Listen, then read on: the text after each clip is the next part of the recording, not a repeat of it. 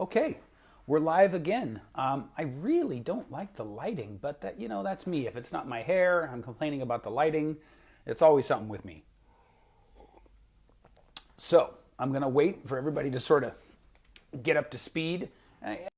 We know we're adding. Okay, all right, we figured it out. So here we are. All right, Zuckerberg, if you're watching, you could do with an update on this technology. It is not clear. Pete, what's happening, man? Well, at the moment, I'm learning a lot about Facebook live streams. The I prefer technology is, YouTube. yeah. The technology it's so good already and got so much potential, and yet there are so many glaringly confusing pieces about it. Yeah. Go figure. Go figure. The YouTube Yeah. one's pretty good, I have to say. Just with even just with the native iPhone app live Yeah. streaming, it works pretty well, even on the cellular network. Of course, there are better ways of doing it, using software on your desktop. But Yeah. maybe if you want to get into that at some stage, we can. But All thanks very right. much for the invite to have a chat. Anyway.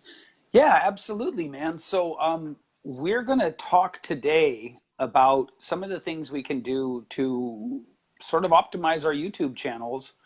First, I'm curious to hear why you think we should be using YouTube in the first place. Ooh, okay, that's a good question. Well, money is a good reason. Yeah. Okay. There you go. You hear that?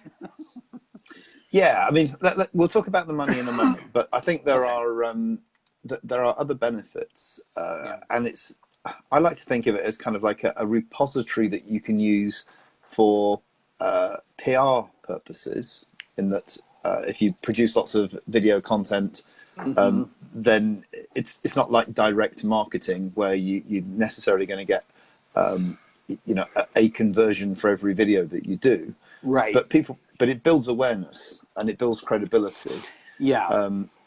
and it also allows you to have a single place where you have a full canon of your work. So Yeah. Facebook video, from what I see, and I don't pretend to be an expert on Facebook video, but it seems to be a little bit more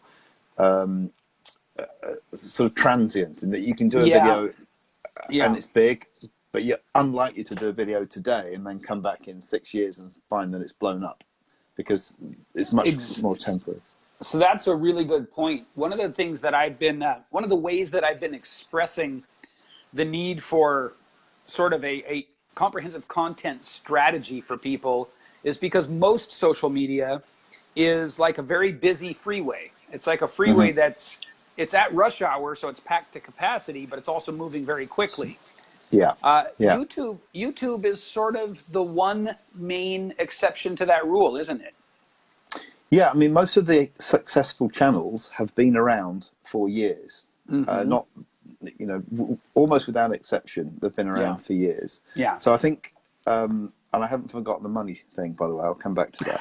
But neither have I. I think the key thing is to think of YouTube as a continual sort of background brand and awareness building exercise that needs a commitment. Now, the C word's always uncomfortable. People don't like commitment. Couldn't agree more. But it doesn't have to be an onerous commitment. Right. Once you know what you're doing and you incorporate producing and distributing videos on YouTube as part of your business as usual content strategy, then it doesn't have to be an extra burden. I mean, for instance, I don't know, let's think of something at random. If your content strategies revolve around writing blog articles or news articles, then it's pretty simple using software to turn those into a video. It could be exactly the same content. It's just a different way of repurposing it. And given that YouTube is owned by Google and is thought to be, is the second largest search engine, then why would you not do it? Because it's a lot easier to optimize for YouTube than it is for Google, because search engine or the search algorithms are far less sophisticated on YouTube than they are on Google. So it's easy to follow a formula and get good results. Beautiful. And also, doesn't getting better results on YouTube affect your results on Google anyway? Yeah, that's a contentious point. You can never get a straight answer from them. Okay. I spend a lot of time up at YouTube's head office in London, sort of chatting with the YouTube staff, and they either don't know some of the answers like that categorically, or they're under strict orders not to share it with the partners like me. Interesting. But I think one can safely say it can't do any harm. Right. Well, yeah, exactly. And then, it seems like anecdotally we can kind of look and go, push button here, result pops up here, and say to ourselves, yeah, it's definitely worth it for a comprehensive long-term content strategy to be doing this. Yeah. Whether it directly sort of has like a causation ratio, right? With Google, it helps. It, I know that my videos that are on YouTube show up when you search my name on Google. Yeah. So. Well, yeah. I mean, without blowing it too wide open, I don't know about yourself, but I've been doing SEO for many years. I don't know, more than a decade probably. Yeah. And over that time, there's been lots of tricks, lots of ways of potentially gaming the system to get #1 results, etc., etc.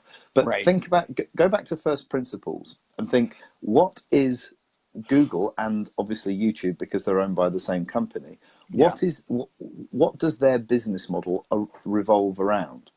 And if you think about it, both YouTube and Google are in the business of serving up the best, most relevant content to the users, which are effectively their customers.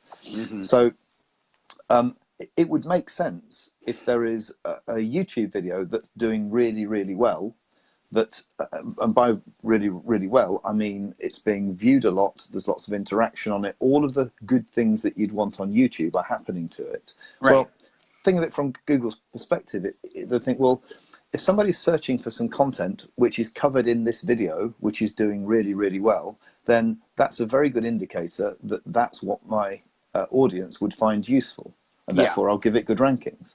And I think that if you look at all of the parameters that go into both the YouTube algorithm and the Google algorithm, the one thing that they have in common is that they're trying to get the best content in front of the right people. And so long as you create content and you follow a few simple rules in terms of optimization, if your content is good, it will be served up because it's in Google's interest.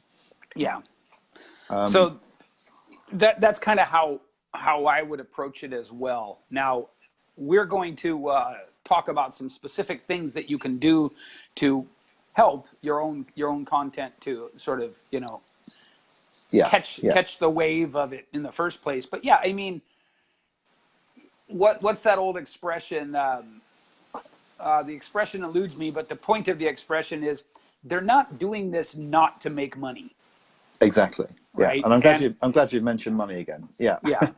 Do you want to talk about some money for a minute? I'd love to. Absolutely. Okay. Because we're all here to make the world a better place, but you need to make some money in order to give yourself the fuel in the tank and the time to do that. So, amen. So there are a number of ways of making money on Google. The most obvious one, or the one that most people know about, is the getting paid by advertisers, the AdSense dollars. So very roughly, every million views that you get, you can expect to make about $1,000, $1,000 US. Okay. Now, it varies enormously. In fact, just before we were talking, I was looking at a couple of my channels. One's getting a lot more per 1,000 views than the other, because it depends on the market segment that you're in, or the niche. But if you think very roughly, $1,000 for 1 million views. Now, it's not easy to get 1 million views, and there are other ways of making money on YouTube. Yeah. But, you know, you can obviously see if you're getting millions and millions of views, then that's potentially millions and millions of dollars. Yeah. And I got into YouTube initially by helping one of my friends who at the time worked for me when I had a conference call company, sort of set up his YouTube channel. Yeah. Which was recently sold. I don't know the exact figure, but it's more money than they certainly don't work anymore. Yeah. You know, life-changing money. So Yeah. if you're really successful on YouTube, you can make an awful lot of money directly off of the advertising revenue. There are many other ways of doing that, and you may have found this yourself, Manny, that once you start to get a reasonably successful YouTube channel, people will approach you for sponsorship deals.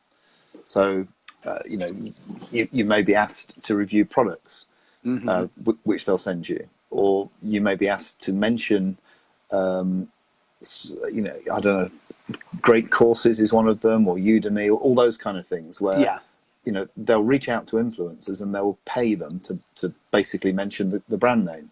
Yeah. And many people make much more money doing that than they would off of the advertising. I guess it's like football players quite often make more money on sponsorship than they do playing football, at least they do in the UK. Yeah. And the reason that you can make that money is because over a period of years, you've built up a reputation as being the, you know, someone who is an authority or a name in that industry. Yeah. So, you know, I just want to tell your users that there is money on YouTube in many different ways, and it's not necessarily just the advertising, but it means that you have to be prepared to work now in order to reap later. Yeah, and so that brings up what I think is one of the most fundamental perception shifts that people need to make and understand. This is anecdotal too, but I really feel it's accurate. In the online space, right, there's this sort of this myth, this mythology even, that you can just jump in and start making money. It's a wide open, you know, what do they call that? A deep blue sea kind of an environment. And so then everybody jumps in and they don't know what they're offering. They're not clear on any of the fundamental pieces. They've developed no trust yet, which is like the pivotal piece. And it's a piece where YouTube is a very powerful tool. And then they don't know why they're not making any money. Yeah, absolutely. Yeah. It took me, I mean, I started off with a podcast, and I was fortunate enough that people think I have a good radio voice.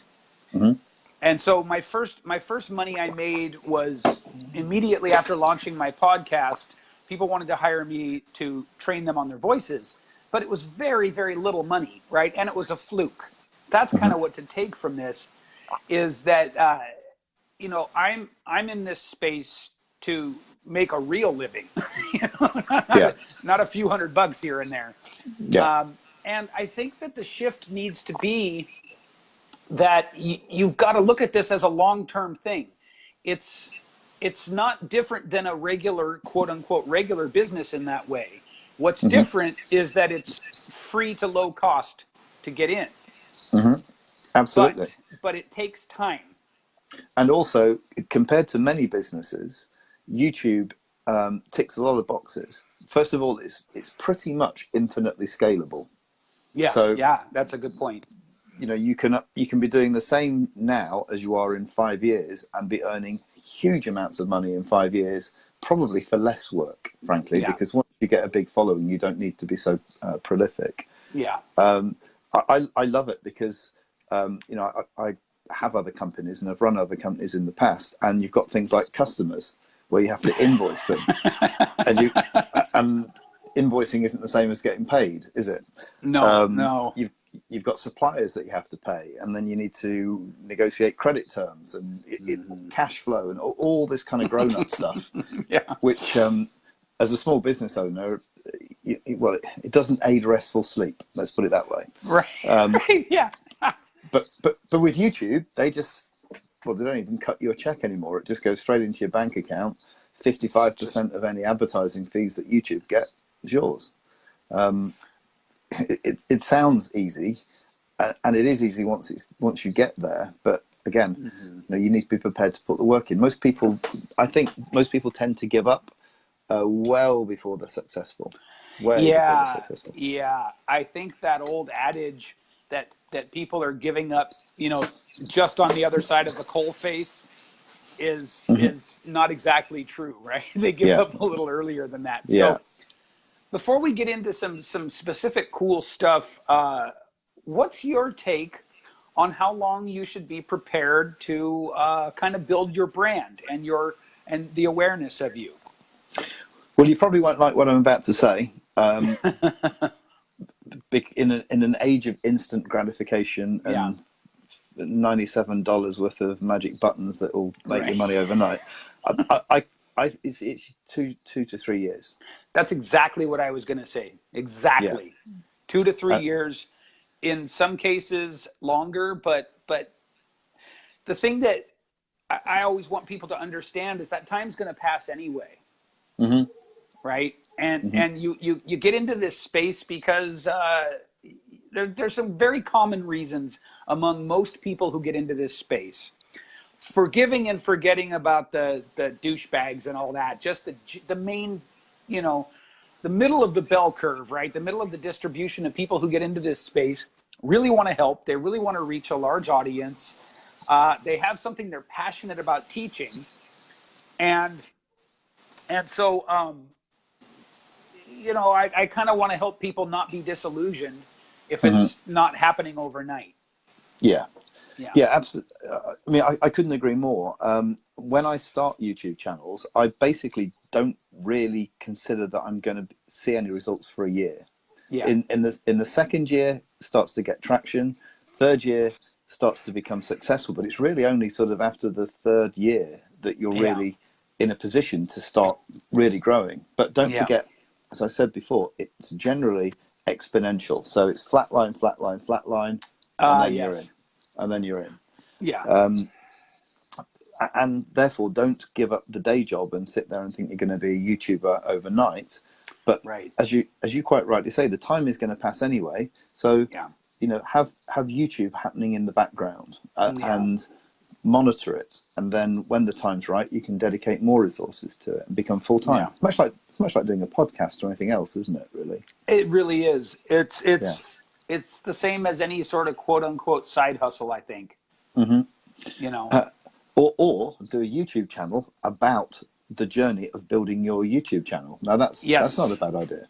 Yeah, no, that's not a bad idea at all. In fact, that's sort of, it's delightfully meta, isn't it? You can, and it's an opportunity that, unless you were P.T. Barnum, very few people had access to that level of opportunity in the past. So it's quite a nice thing. Is it a good time now to transition into some of the pragmatic practicalities of? Okay, great. Yeah, I've put a little bit of thought into this, and I want to just go through a few steps that you need to do in order to be successful on YouTube, and without getting too techie, although we might drop a few things in there. I'm not sure how techie your audience normally is. I'm not really either. I think it runs the gamut. Yeah.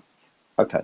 So the very first thing, and I used to teach this when I taught marketing generally, and it's the same with YouTube, is find out what they want and then give it to them, right? So we need to flip the supply and demand mentality. If you go to business school, they'll teach you about supply and demand in that order. Yeah. And it's completely and utterly wrong. I think is it the Kevin Costner movie, Field of Dreams, Build It and They Will Come. Right.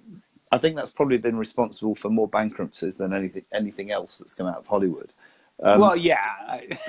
It's like, and there's a big industry out there about following your dreams and your passions. Yes, follow your bliss. Yeah. Yeah, and you'll make lots of money. Well, you might do, but chances are you won't. Yeah. What you've got to do is find out what you have got to offer that other people would be interested in. Right. And find out whether or not people are interested in that by looking at what's out there in terms of videos already and how successful they're being, Mm-hmm. and also do demand and supply analysis using things like the Google keyword research tool. So if you can find keywords where there are lots of people searching and not very many videos on them, then that means there is a demand. So create videos to meet that demand and supply it, and then people will review it. So I think that's really important, and I just want to put a finer point on that for people. I really am not. I have been disabused of the idea that you should just follow your dreams blithely into some utopia. Like many people, I bought into that idea at one point. What I would suggest as an alternative, you guys, is to find, as Michael Gerber, and I'm paraphrasing him, but as Michael Gerber, the founder of the E-Myth canon of work, said, he was asked, how did he know he wanted to do what turned into the E-Myth Academy and the books and the speaking? And he looked at the person asking, and he goes, I didn't. I had no idea this is what I wanted to do. How could I possibly know this? Mm-hmm. But here's what he said that's interesting. He said, what happened was the work kept presenting itself, and it was interesting. It was compelling. It was mm-hmm. seductive. You know, it was elegant to me. And I think that that's a more viable thread to pull on than this idea of some, you know, like, I want to be a donkey psychiatrist in the Appalachians, right? It's mm-hmm. like, there's got to be some practicality involved. So I like that you're talking about going and analyzing search terms and analyzing things like that, keywords, to see where there might be a discrepancy and at that point, you would say to yourself, of course, with judiciousness, you'd say, is this discrepancy that I've found something I have interest in, or is this one? Mm-hmm. Right? Yeah. And yeah. So you might find that you're interested in a particular niche, but there is a sub niche within it. I mean, mm-hmm. relationship counseling, for instance, right. The basic theory around, you know, having a healthy relationship is the same for a male or a female, but right. some people have been very successful in targeting, you know, just ladies between, you know, of a certain age. I mean, maybe you could start a channel which is relationship and dating tips for ladies over 50, right. for instance. Exactly. Yeah. Which means that you're taking a very small niche, a sub-niche of a niche, but you're owning it. Mm-hmm. So you become the go-to person for that type of material. Right. And if you happen to be a lady who's over 50 in that space, then you'll want to watch that channel. But also, if you know you're setting up that channel and you happen to be a lady of the same niche, then you'll have affinity straight away with the audience. So don't try and be everything to everyone, but find something that's interesting. But also find something that you can truly add value. Yeah. You know, don't waste people's time, and don't try and game this. So it's it's got to be more of instead of some pie in the sky like lifelong dream kind of thing. It's really got to be more like something that the interest in the problems and the challenges and the pieces of it engage you. Yes. Yeah. And engagement is another thing which I want to touch on in a moment, because that's going to be very important to how successful you are on YouTube. So I think, to summarize, we need to find out what people want and then give it to them. Because that they will reward you with their view time, and the consideration passed on YouTube is not money between the audience and you directly. It's their watch time, which YouTube monetizes via adverts on your behalf. Right. Yeah. As Gary Vee said, currency, attention is the new currency. That's exactly it. Yeah. So ultimately, at the end of the day, your YouTube channel will be successful or otherwise based upon how much people want to watch your videos and for how long. So they better be good. But by good, by the way, I don't necessarily mean high production values. you and I could be just as successful using a couple of smartphones as somebody with a studio. So there's no technology barrier there, really. It's about the content. So that's, I want to first recap for those tuning in. The first thing we're talking about here when going all in on a YouTube channel is to flip that supply and demand idea. Look at where the demand is and then create good supply. And we do this through keyword research. Is that right? Yeah, that sounds technical, but I mean, there are sort of analytical and mathematical ways of doing it, but it doesn't need to be that complicated. I'll give you a tip. Go onto YouTube. I can't really show you very easily on the phone, can I? But just go onto YouTube and in the search term area, put something in that you think you might be interested in setting a channel up about. Okay. So I'll use the relationship coaching one as an example. I'll do it. I don't know if I can type with one hand. Let's have a look. So if I go into YouTube and just type in, I don't know, relationship advice, for instance, let's see what happens. Relationship. Okay, so relationship advice. When I type that into, YouTube, I don't know if you can see that, but YouTube comes up with lots of suggestions. Yeah. In the search terms. Could you see that? I was pointing the phone at the screen. Yeah. So it's come up with relationship advice, TED Talks, relationship advice, single parent, relationship advice, etc., etc. So do that a few times and see if there's a pattern between what you put in and what YouTube suggests. And the reason for that is the reason that YouTube is making those suggestions is it's because a significant number of other people have put the same search terms in. Right. So what does that tell you? Well, it tells you that lots of people are interested in those topics which keep reoccurring in the suggestions for YouTube videos. Yeah. Same thing happens in Google, incidentally, so you might want to also do that as well. And then just sort of get a rough idea of what people are looking for, and then see if people are being successful already in YouTube by looking at the age of the video and the number of views that they've got. So if there are a fair few videos around which have been around a while and they've got good view numbers, then clearly that means people must be interested in watching that kind of video. Right. But don't be scared of competition, by the way, because no competition generally means no market. Right.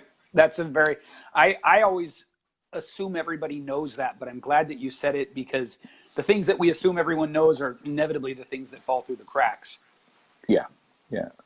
So go ahead.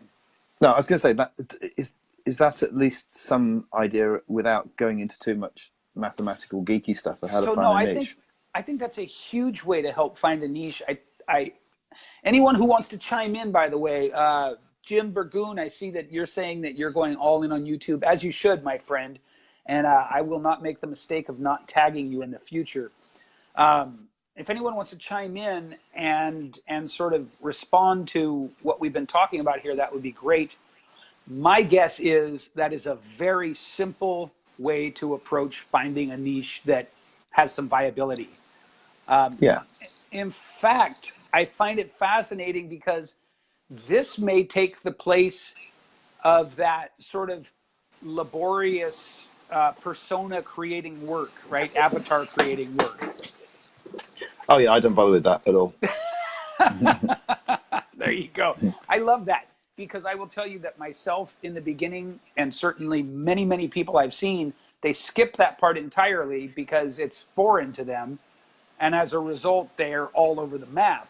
But with this, you can let YouTube do all that avatar research for you, and you can just glean the cream that rises to the top. Absolutely. Find out what they want, give it to them, rinse, repeat, buy a big house. That's the formula. That's what I always say. All of the things I've ever been involved in, I've used that philosophy. That's so good, man. That is so good. And you will not. Well, here's my contention. Tell me what you think. My argument is that passion won't make a market. It may give you the enthusiasm and the drive to pursue a market, but unless you're a celebrity, and that's the caveat, you can't make a market out of passion. Yeah, I agree. And I'd like to add to that. Passion, this idea of passion is it's slightly out of focus and it's slightly off camber. And here's what I mean. Passion should be the thing that makes you work on anything. Like, passion is an inherent sort of piece. I'm not going to be passionate about shoveling horse shit, but as long as the work provides certain fundamental kind of pieces, is it interesting? Mm-hmm. Does it challenge me a little bit, right? Like, if you would have asked me 3 years ago or 4 years ago, do you think you'd really be passionate about helping people to build, omnipresent personal brands on digital media? I would have said no. I mm-hmm. would have told you no. Mm-hmm. But now I know it's full of all these little intricacies and all these little pieces that bring out a passion in me. So passion is not this, it isn't a pie in the sky thing, I think. Mm-hmm. I think it's more a thing that it moves you through the curves. It moves you through the turns. It's mm-hmm. like purpose. Purpose is the same thing. It's widely misunderstood. Purpose is the thing inside of you already that makes you roll up your sleeves and do the work. Mm-hmm. So I love that. Yeah, I think there are many more things if we dispel with this idea that we're following our passion, right? And that there's this one thing that once we find it, suddenly the stargate will open and blah, blah, blah, blah, blah. Yeah, good luck with that. Yeah, the people who ascribe to that tend to be broke. They tend to be following people online who talk a good talk. Mm-hmm. But it's hard to suss out if you're the person watching the influencer and go, I want to do just like them.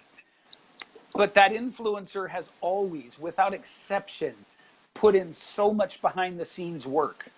Yes. And done all the little things that you would say, well, those don't inspire my passion, right? Mm-hmm. You know what I mean? Yeah. It's like the musicians that play the pub scene for years and then get famous overnight. Yeah, exactly. Yeah. Yeah. Okay, so we've got a niche that we're happy is commercially viable. Yeah. And it's commercially viable because people are interested in it, and we have genuine skills and value to add to the market. We're not just going to game the system. Well put. Genuine skills and value. Yeah. Yeah. The next thing to do is to get the YouTube channel itself sorted out. Whether or not you're setting up a new channel, or whether you've had a channel that's been languishing for years, perhaps, the same thing mm-hmm. needs to be done. And I think when you and I spoke offline a couple of weeks ago, I likened it to having a house and then getting it redecorated, getting it nice and warm and welcoming and pleasant so that people want to hang out there. Yeah. So by that, at its very simplest, I mean, let's get all the graphics sorted out so that you've got a nice, enticing banner, which includes a reason why people should watch your videos, not just a nice pretty one, but let's have something up there that says tune in every Monday at 10 a.m. Eastern for latest user relationship advice tips for to help you through your midlife crisis, or whatever else your niche is, but give people a reason to join, to watch your videos. So it's real estate, right? It's digital real estate. Yeah. And in a way, you want to give it curb appeal. Absolutely, curb appeal is a really good way of putting it. Yeah. Same. By the way, guys, with your LinkedIn profile, your Facebook page, your personal profile, your group, if you have it, you'll notice that I just went through and rebranded everything. If you see me on LinkedIn, you'll notice this. YouTube is next. Facebook just happened. It's clean. It's simple. I'm not here to say if it's good or bad, but I love it. But the thing of it is that it looks clean, simple, and inviting. And it's consistent. In my case, I finally got it consistent. Like literally yesterday. Yeah. But it's a good point also to say, don't beat yourself up, but it's not all done straight away. I mean, the great thing is it's a computer. You can change it at any time. And what they call it, where if you're trying to be perfect, it just means you never get anything done. So it's best to dive in and do it and then sort it out later on.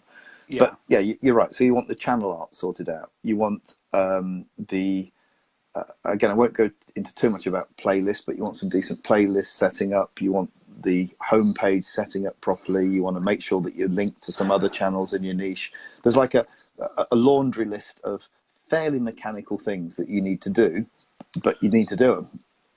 Tell us a little bit about playlists, because I think that might be one of the things that for you is common sense, but many of us don't know about. I was surprised when you mentioned it to me. Can I come back to that in the second step? Because yes. I think it'll make more sense in context when we talk about the next step. Yes. So we've got everything branded and sorted out, and we've got all of the things in place which tell people about our channel. For instance, one really important thing that a lot of people don't even bother with is there's a tab on there which is called About, and it's about your channel. Most people don't bother filling it in, or they miss many opportunities. In that, you should put something along the lines of, my channel is all about, relationship advice for middle-aged ladies between the ages of X and Y.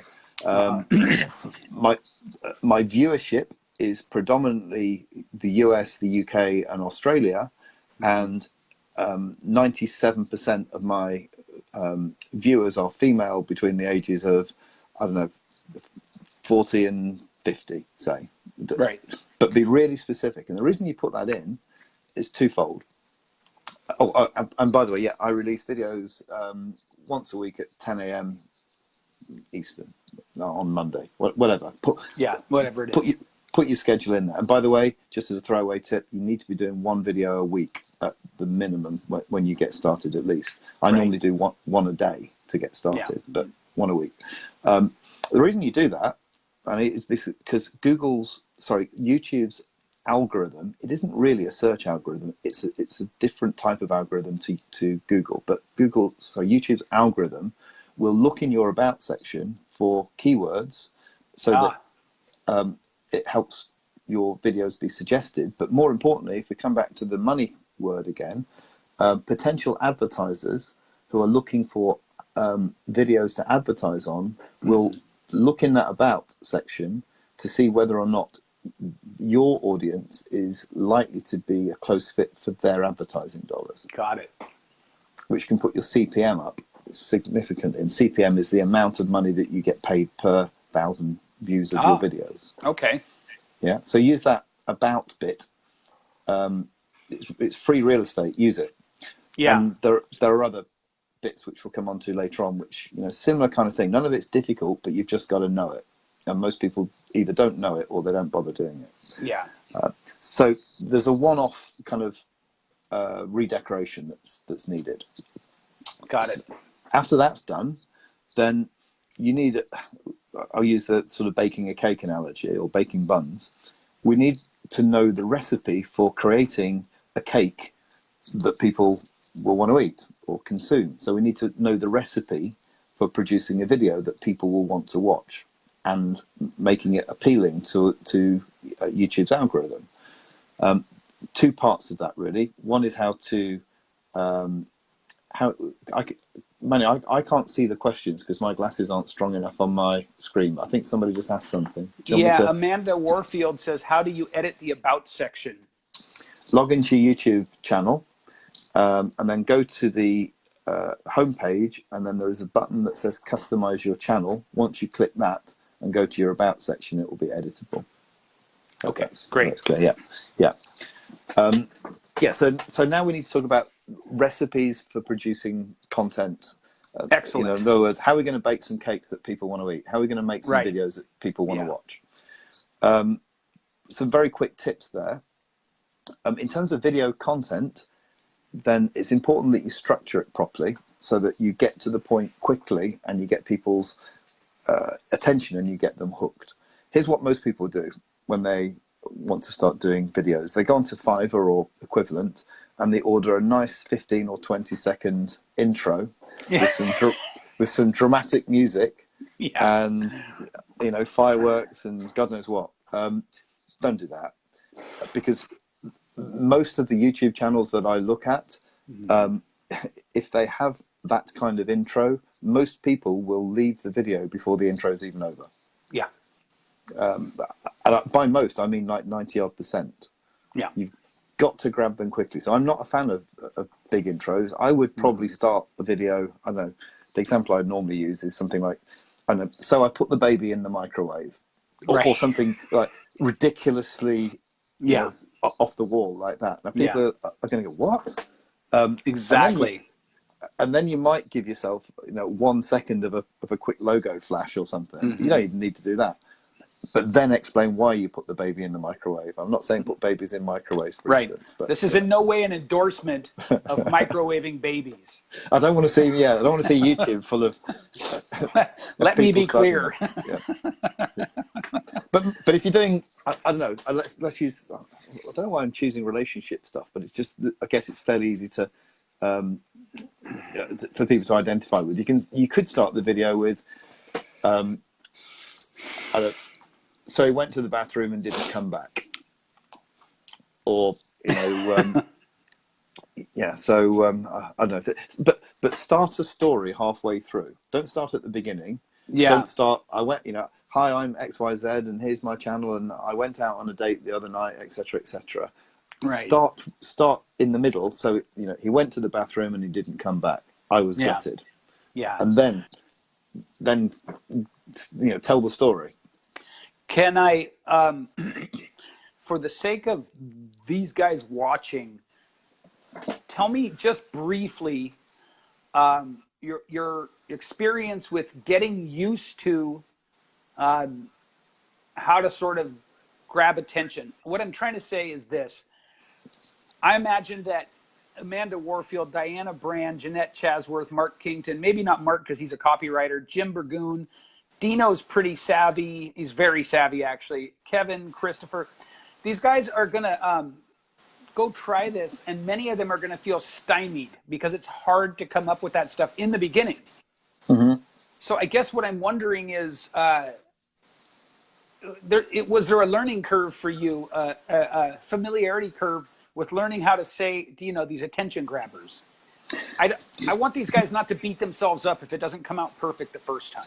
Oh, but hey, listen, I've done hundreds and hundreds of videos. I've never yet done one that I couldn't have done better second time round. Perfect. Thank you. I've never done a video I'm happy with, but I'm happy enough to get it up there. Exactly. So I really want to drive that home for people. A lot of the people I talk to beat the living crap out of their own content. And, you know, I keep telling them, there's only one way you're ever going to get better. Literally only one. There's one path to getting better, and that's to do it. Yeah. And so just take it from somebody, you guys, who you know, makes good money off YouTube. He's never been happy with a single video he's done. So don't beat yourselves up too much. You can always do better second time round, but then it's better to make another video instead. Yeah, so, exactly. Okay. Exactly. So here's I think that the sort of academic term for this sort of thing is a pattern interrupt, isn't it? It comes from neuro-linguistic programming. Yes. So it's basically hitting them with something they weren't expecting. And the best way to do that, as well as build intrigue, because it's the intrigue that we want, so that people, rather than bail and go and watch the next video, stick with yours to find out what happens. Yeah. The best way to do it is to plan out in your head what you're going to say in the video, the story, and then just pick something which is not at the beginning of the story, but and doesn't really make sense out of context. Right. You want to drag them into the video. And I say something, you know, like, you know, he you know, went to the bathroom and didn't come back. Well, what bathroom? Where are you? Right. Yeah. Why did he not come back? Was it my fault? You know, did he do? You know, people want to find out what happened because they don't like an open loop on the end of a pattern interrupt. Exactly. Exactly. I'm not sure it's that difficult. I think it's just a different way of thinking, isn't it? Because I mean, it takes getting used to, plain and simple. You know, nobody starts out good at improv. No. But people become amazing at improv. it's just a matter of practice, you guys, and not beating the crap out of yourselves along the way. And I think, I don't know what the schools are like in the US, but here they probably teach you the wrong way, in that they say, right, make everything logical, start at the beginning, explore the story, and then come to a conclusion. Well, you kind of don't want that. Don't do that. No, don't do that. Yeah. Keep the videos to start with at a reasonable length. 2 or 3 minutes is probably good, maybe a bit more. And here's a power tip, by the way, which also meshes in with playlists, which I'm going to talk about in a moment. But if you've got videos which are of a similar theme, let's say you've got a dozen videos which are all 2 or 3 minutes or 5 minutes, make a compilation, because YouTube's algorithm is much more focused on rewarding view time than number of views. So obviously you need to have plenty of views in order to get view time, but it's much better if someone watches 20 minutes of your video rather than watches 2 minutes of 2 or 3 of your videos. I'm taking notes, by the way. That's why I'm looking down. That's okay. Yeah. So everyone talks about views, but it's actually all about view time. Okay. And is that where playlists come in? Yes, and the reason for playlists is because when you create a playlist, you're creating an asset. YouTube sees playlists as assets. It sees videos as assets. So if you've got 10 videos and you create another 10 playlists, in terms of assets, you've just created 20 assets. Which is, so it's almost like creating it. Well, it's not almost. It is creating a playlist is the same as creating a content, a video in YouTube's terms. So, and a quick note on playlists. There are 2 types.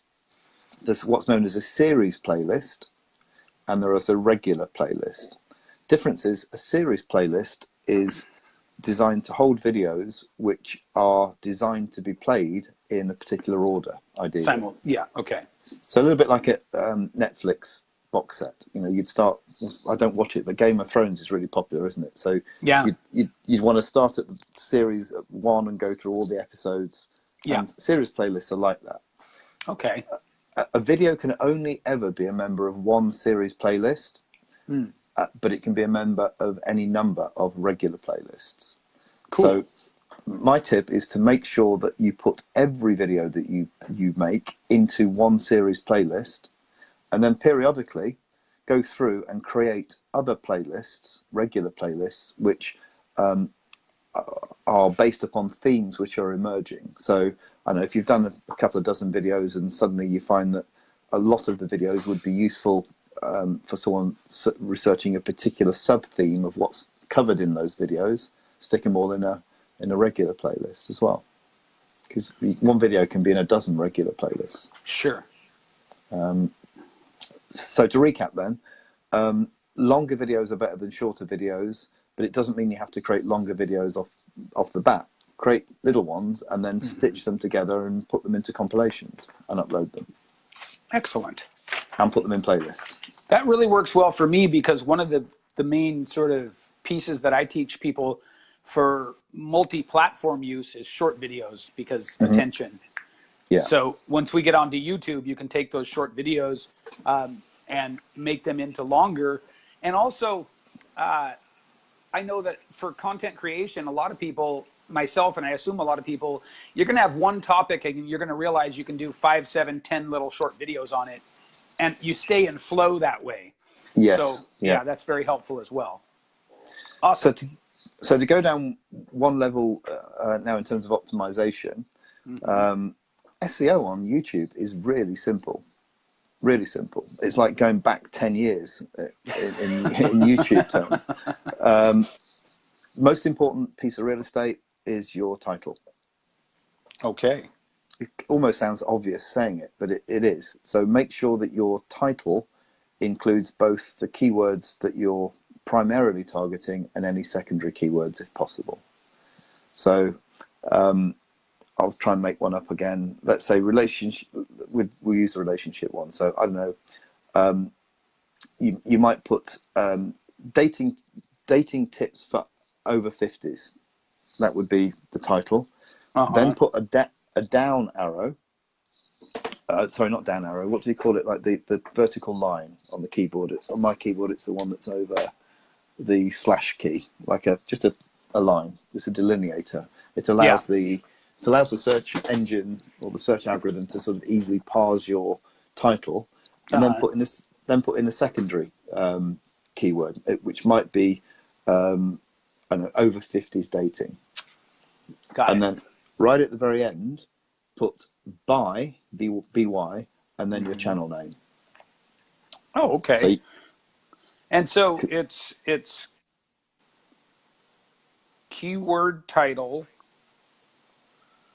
Then which line was it? The forward slash? No, it's the one that's just a vertical line. Okay, just vertical line. Got it. Yeah. I'm writing this down in detail. Secondary keywords, and then by channel name. Yeah. I hope you guys are taking notes. We've got some royalty in the house for this. I want you to know. We've got Michael Lassen, Lisa Jane Jones, Dino Tartaglia, Diana Brand. Yeah, there are some. Okay, cool. We're getting a good audience here, at least Fantastic. in terms of the quality of people. Okay, so we've got the title pretty much sorted out, and just to make yourself feel better, go and do a search of YouTube, and you'll find that a lot of people are not even doing that. So that's like a comedy basic. You need to get that done. The next most important bit is the description. There's a lot of space in the description. I think 5,000 characters are allowed in the description, so we can go to town here. Yeah. Most important part of the description is the first 2 lines, because the algorithm will look at that, but also many of your viewers will see the first 2 lines of their description on the platform that they're using most easily, whether it's an iPhone or whatever else. So put the first 2 lines. You're watching a video where I give dating tips to ladies over 50 as to how to, get a first date. Again, keywords in there. Yeah. Because the algorithm, the further down the description, the less weight the algorithm will give to the keywords. So you want to make sure you've got the keywords at their front. Okay. By the way, none of this is I can say with 100% confidence is true, because YouTube and Google will never tell you, but this is based upon research, plenty of experience, and a few beers with a few people at, at YouTube. The next one, tags. People go absolutely stupid with tags. They either leave them out or they go overboard and spoil it. So here's some rules on tags, just a couple of things. There should be 2 sets of tags. There should be what I call common tags and then unique tags. Common tags are ones which go in every single video. So they would be ones which are a common theme running through your channel. So, maybe it will be over 50s would be one tag, dating advice would be another tag, and then your channel name. So whatever you decide to call it. So maybe just a small set of tags which are in every single video. And then we add other tags which are very specific to the content of that video. Okay. What you don't do, and I see this all the time, is you don't go crazy and stick loads of stuff in there which is only very loosely related to the video, because that dilutes the effect of tagging. Okay. So there's quite a lot. There's quite a lot in there. Yeah. But none of it's hard, and most people don't do it. Right. Yeah. I would guess that it's a combination of 70% not knowing and 30% just not doing. Yeah. Now, there are clearly other things that you can do in terms of optimization which go deeper and are more technical, but it's quite hard to even go into that without showing things on screens and stuff. And given that we've been going for a while now, people will be starting to get into overload a little bit. Yeah. Well, I think that that's a perfect place to break off. You've given us powerful fundamentals. And if somebody is really keen on going deeper than this, they can go right to you. You're in the group now. Yeah, I am. Just joined, didn't I? Yeah. Your name is Pete Bennett. They're going to know from the video here. Guys, I would suggest, first of all, well, you guys know that I've recently become born again. I am evangelical about building your brand across social media and doing it in a smarter way than everyone else. That's really what this is about, because I have just become more and more convinced that there's no shortcut to your success. It's going to take work. I know for me, I'm already thinking, the question I have is, if myself or a team member goes through my channel every 2 weeks or every month for these optimization tools, is that going to be good? Yeah, and that was going to be the third point, really. I think, to summarize, we've got the house sorted out, we've decorated it, we now know the recipe, which is how to produce content and get it up there and optimize. The third one, really, of course, knowing the recipe isn't the same as baking the cakes. We've got to we've got to keep doing that. That's right. But then the third one is going in after the videos have been uploaded and time has passed, and then tweaking it, polishing it, re-optimizing it. I mean, just last week, late last week, in fact, I went into one of my channels, which has been around for a few years, and I made some quite simple changes. And I looked this morning, and some of the results haven't even come through yet, and the number of views on the channel had increased by 50% over the weekend. Beautiful. And that's just, and some of those videos had been up there since 2016. Right. So the asset that you create can be changed later on and tweaked in order to perform better. Because things like tags can be changed, descriptions can be changed. Thumbnails are we haven't talked about thumbnails, but thumbnails are like, think again with the cake analogy. Thumbnails are like the wrapper, that on the shop. In the shop, there'll be all these pretty cakes. People don't know what they taste like. They don't know what's inside, but they shop with their eyes, don't they? Yeah, so they'll buy the one with the pretty wrapper. So, so we don't like long animated intros, but we do like a thumbnail. Thumbnails are hugely important. Okay. Of all of the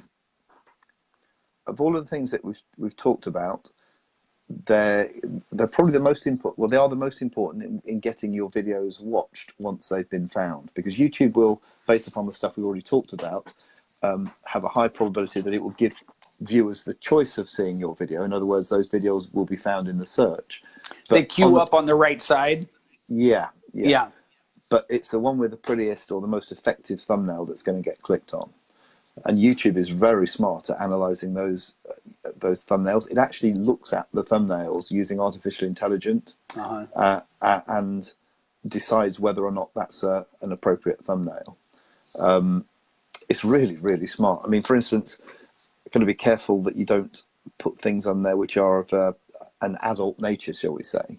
Sure. Because YouTube can recognize that the pictures are not appropriate and will push you down the search rankings. Okay. You put text in there, it'll read the text. Got it. You look at color contrasts, it'll find ones where the color contrast is good and push down ones which are less effective. A little bit like Google AdWords, by the way, where you get a quality score attached to your advert. That the more people click on it in terms of percentage of impressions versus clicks, the cheaper your clicks become. Well, with YouTube, the better performing the thumbnail in terms of click through, the higher ranking you'll get in the search engine. And you think about it again, it's because YouTube's business model is around getting people to watch videos. So if people like yours and click on it more, then it's going to reward you for that. Sure. But that's a whole new. Any best practices with thumbnails, or is it just test? Well, I always A/B test one against the other, and there are tools that you can use to do that. But as a very simple thing, make sure that you have very bright colors with high contrast. I use Photoshop, so I would always go in and ramp up the vibrance, ramp up the contrast, ramp up the brightness. If you can possibly get people in it and faces nice and close up, because remember, many people now will be watching on a mobile. Yeah. So people love to see people and they love to see faces. Again, to go back to the NLP pattern interrupt stuff, if you can get someone in pulling an impression that's a little bit unusual, I don't know, maybe they're going ah or something like that, then people will want to see what's going on behind that. Doesn't matter whether it's a male or a female, but put it wild. Attractive thumbnails will outperform unattractive thumbnails. Yeah, and so that's old school, right? That's fundamentals of marketing. Yeah. And advertising. But Jeanette another. Asks, oh, go ahead. Go ahead. No, I'll take the question. Go ahead. Jeanette asks, is the thumbnail a picture that you always use, or is it just a slide from the video? I'm a big fan of using, where it works, or where you can find an interesting slide from the video, it's better to use something which is actually in the video. Okay. Because it means that, and I was about to make the point actually before the question came in, so it's good timing. Don't do clickbait. So don't put a picture of something, I don't know, the classic is a pretty girl on the YouTube thumbnail, and then it's all about, I don't know, fixing your MacBook computer or something. Right. It's got to be congruent, and one of the best ways of making sure that it's congruent is to take a still from the video, enhance it, obviously make it nice and bright, nice contrast, but then it's on message, isn't it? Yeah. If you can't do that, then manufacture one, but again, make sure it's honest. I'm a big believer in everything being kind of kosher, really. Cool. So, final question from my end on thumbnails. Can you just create a go-to and use it for all of them, or is that not advisable? It's important that your branding is consistent, but of course. But don't forget, every video is different, and it's important that the thumbnail gives some indication as to what's in the video. Now, it might be difficult if you're always doing a video where you're sat at the same desk just talking about things. But even then, I would still have a slightly different shot of you, and maybe if I was talking about, we use that example of the man going to the toilet and not coming back. Maybe you'd have a picture of you sort of going like that, and a picture of a double, do you call them toilets over there? Or restroom. Yeah. So it's a couple of years since I've been to the States. Have a picture of a restroom door or something, and going like that, just so that people what's going on here. Another thing actually, which I've seen done very effectively, although I wouldn't advise this if you're comfortable in front of the camera, is don't put yourself on the video at all. You could just have your voice and PowerPoint type slides. People do that when they don't want to be recognized, because some people want to keep themselves to themselves. But it will make it more difficult to grow a channel, but it removes another excuse. I'm not going to do YouTube because I don't want to be in front of the camera. Right. Okay, well, we'll take that one off then. You don't have to be. Yeah. All right. This has been a treasure trove. I mean, without employing hyperbole to my benefit, this has been amazing. I'm glad you found it useful. Yeah. Thank you so much for all of this. Guys, I can't encourage you strongly enough. If you want more, you want to go deeper, reach out, connect. You've been very generous with your time and expertise, and I know that beyond the people who've been on the call, this is going to be very valuable to people. Brilliant. So, well, thank you very much for the opportunity. It's been lovely. I'm sorry we had a few techie issues to start with, but we seem to have got over it, don't we? And it's all par for the course. So yeah. I say it's a good point. If we'd have done this video again, we probably could have done it better. But you know what? I'm really glad we did it. Right. Exactly. Yeah. have a great day. Thanks so much. I'm on Facebook if people want to reach out to me most of the time. Anyway. All right. Okay. Cheers. All the best.